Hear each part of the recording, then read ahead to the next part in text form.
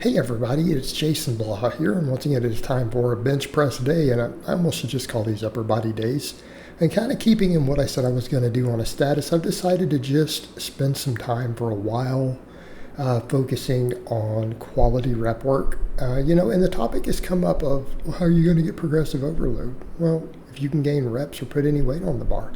So even if I'm trying to do mostly 10 plus reps, one of the things that I'm noticing here is that while in a deficit, I do run out of steam on some of these sets. In other words, sometimes even some of the pressing. Pressing is really hard for volume for me, right? We know that historically. For example, the best I've done after, hitting a 365 bench before is I usually get like 3 sets of 10 with 225. Well, today, I kind of just ran out of steam on those. Which means I've got to kind of build that work capacity back up. And I feel like some of that's just going to be working on my sleep hygiene a little better. My sleep could stand to be a little better this last week or two. Okay, particularly last night. So that's something I'll catch back up on this weekend. But that could be a factor. Probably need to make sure I keep my protein super high, hydration, all of that stuff. Again, especially in the deficit. But I think the other thing here is that I'm increasing just the overall volume of smaller movements, really looking at the most stimulus I can get out of stuff. And surprisingly, I went into this workout tired and fatigued, and I feel better after doing it than I did before it. But it is a lot of volume. But keep in mind, only 10 total sets are big exercises. Everything else is smaller stuff, filling in the gaps. And I've said a lot with other videos as to what I'm doing with this, why, and I'm just going to hammer body composition for just a little while, and as I get the look that I want, then I'll bring those big lifts back up.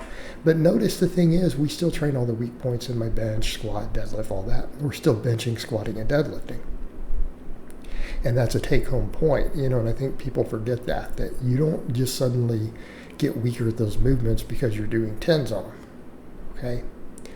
But the pull-ups are coming along nicely. I'm now able to do all this stuff from a dead hang, continuing to work that mobility. And I question if I even need to be able to do an overhead press again, honestly. As long as I keep hammering the incline and do some extra shoulder work, I think I'll be fine. But, and the thing is, my weight fluctuates a little from day to day. I was down to 217 a couple days. I've kind of drifted back to 219 without a surplus. And it's just going to go slowly back and forth all the way down. And I'm hoping with some of this that at this point I'm going to hit some muscle memory, hit some new muscle growth due to what I'm doing with the training in spite of cutting. So I'm hoping at this point every single drop loss will be body fat. And, just keep pushing it forward. But the one thing I do notice, I run out of steam on pressing really, really quick. But I'm working my pecs harder than I've ever worked them in terms of just total work because I'm doing everything flat back now. Not only going with the grip at this point that puts the most stretch on the pecs, which is right around peakies on the rings for me, and that's on both the flat and the incline. Okay, we are also doing it flat back. And the same thing on the incline. I'm trying to make sure I keep my butt planted deep into that bench so that there's minimal arch. Sometimes there may be a little bit, but the thing I'm also seeing there, I run out of steam real fast, especially after the volume benching, because I didn't quite get 10 reps on the last set of either one of these. It was something like 8. And it just felt like I didn't think I had another rep in the tank. So pull-ups, though, I got my 10s all the way across. So I'm going to keep working on that. So the goal will be to get to that 3 by 10 on both of these. So I also limited the total sets on the incline, mainly because if I get to that second and I'm not able to hit the 10, then obviously that's it. My pressing strength is just done for the day, and that's okay.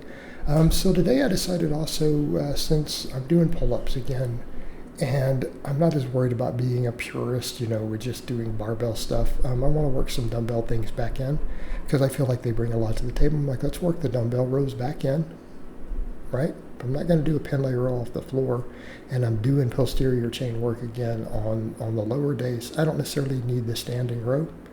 Let's go back over to the dumbbell rows, which I've used extensively in the past. I get a lot out of these. They do a lot for my back development. They do a lot for my grip. And let's just do some high rep stuff on these. Plus, I'm already fatigued from doing the pull-ups. I've done 3 sets of pull-ups. We've got some nice fatigue already and all of that. Plus, I want to make sure I work the different angles because here's the other thing. I am shooting for complete development. And I'm going to be taking the same approach to lower body and upper body. So I've already got the pull-up in with the fully pronated grip, which I love. And I'm like, so if I get a neutral grip there, my dumbbell row becomes a very, very different angle. We have changed the exercise dramatically, even though they're both upper and middle back exercises. Dramatically change it because not only have we gone to a row, we've gone over to hammer grip instead of a full pronated grip. Again, we're working a lot of angles.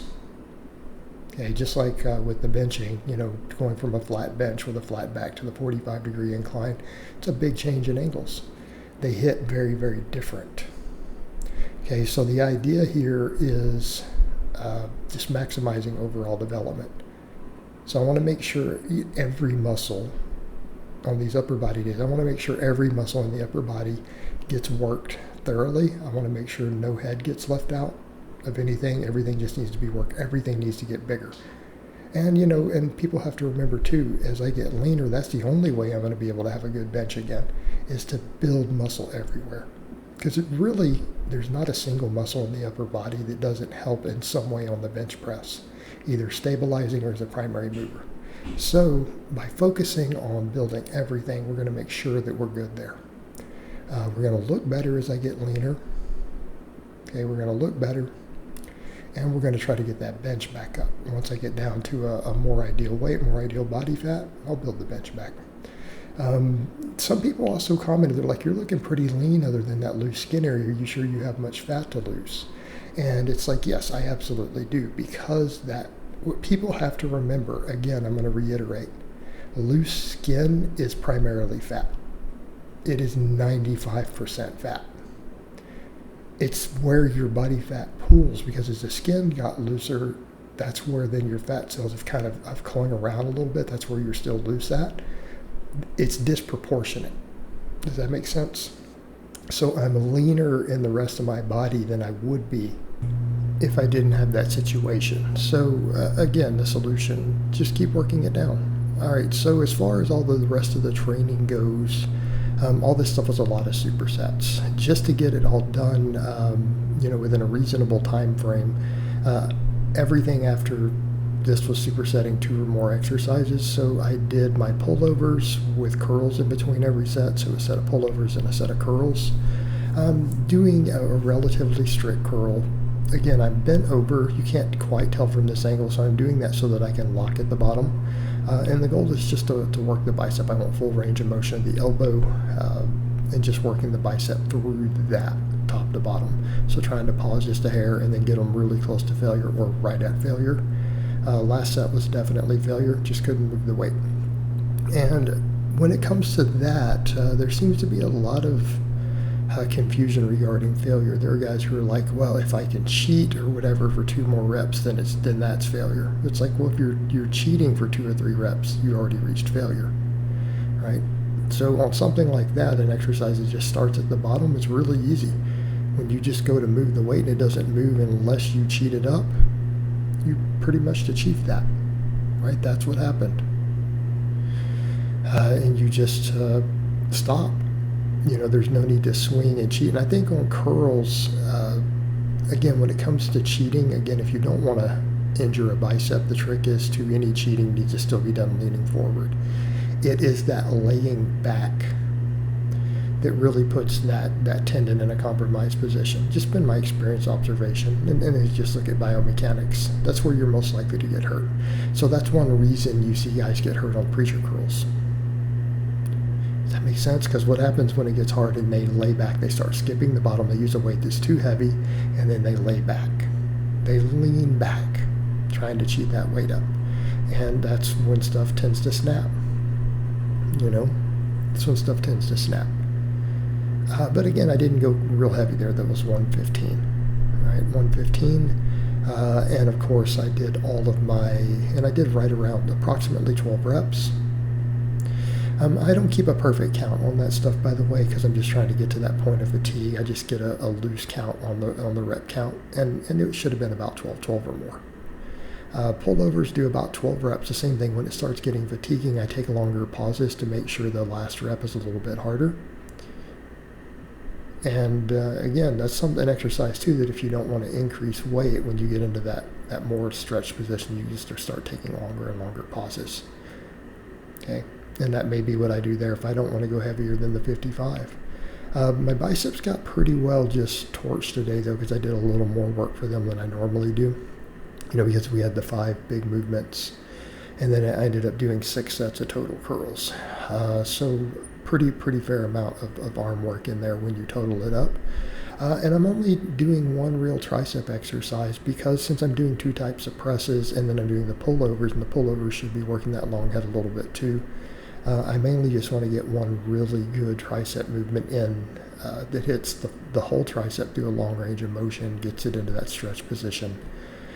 So again, I'm just going with a normal laying extension to where I take it down behind the head, so that we're getting a little more stretch on it. And I can't do as much weight on this, and that's okay. These are a little easier on the elbows than the skull crushers. I really like skull crushers. So people ask me, why do you switch between these sometimes? Mainly because I feel like skull crushers can sometimes be a little tough on the elbows. These are easier on the elbows. Right? We could argue as to which is better for different reasons. I don't think you're going to go wrong with either one of these. Either the laying extension like this or a skull crusher. I think they're both great exercises. I don't think you can objectively say one is better than the other.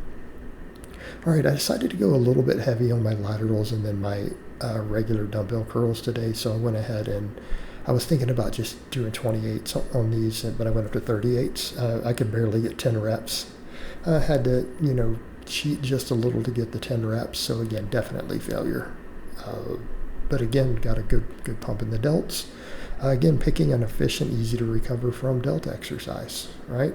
My delts are getting a lot of work between all the pressing and pulling, but I want to make sure everything gets fully worked, and that is a great all-around shoulder exercise. It's easy to recover from.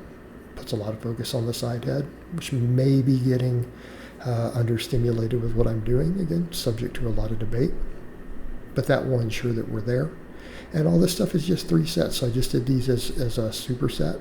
So just went skull crushers, did the laterals, and walked over, turned the camera off, waited 10 seconds, and then turned it back on and did it again. So again, just a little bit of a short break there. Not much. So you figure about 10 seconds between each of these exercises, and just kind of repeat the rotation. And just to finish everything off, get a really good pump, finish off all these muscles with some extra work. Because again, these are the things that are going to tend to be lagging on a lot of strength programs. And again, this is going to be what I'm going to do for a bit. We're going to focus on getting leaner, building muscle, get everything proportionate, well developed, get leaner. Be good for my outreach, good for my marketing. And at the end of the day, I'll end up being a better, healthier strength athlete for it. Okay, and that's the other thing that we have to consider. The leaner we are, better for weight classes. The leaner we are, the healthier we're going to tend to be. Up to a point. I'm not saying being contest shredded is the most healthy, and that's not necessarily what we're doing. But being leaner, especially as we get older, it's a pretty good idea.